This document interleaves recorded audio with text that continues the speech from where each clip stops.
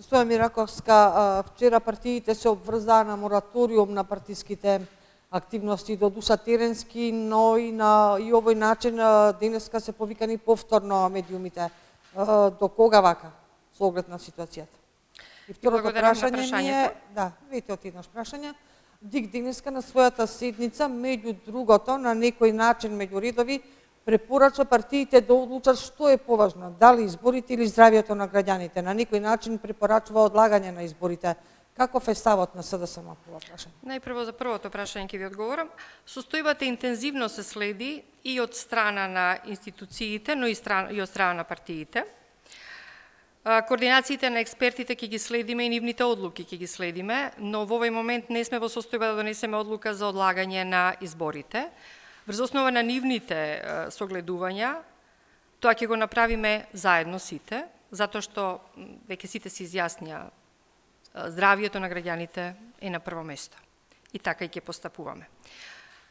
Гледате дека дневно се менуваат работите. До вчера беше договорено до 22 да бидат замрзнати на терен сите активности, а на 22 сите политички партии, лидерите на политичките партии заедно да донесат одлука, но тоа не значи дека нема да се донесе одлуката и пред 22.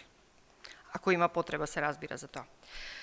На второто прашање, значи, коалицијата можеме, сите политички партии кои се дел од таа коалиција ги одложија своите активности на терен и, како што кажа, веќе будно ја следиме ситуацијата и така ќе се однесуваме.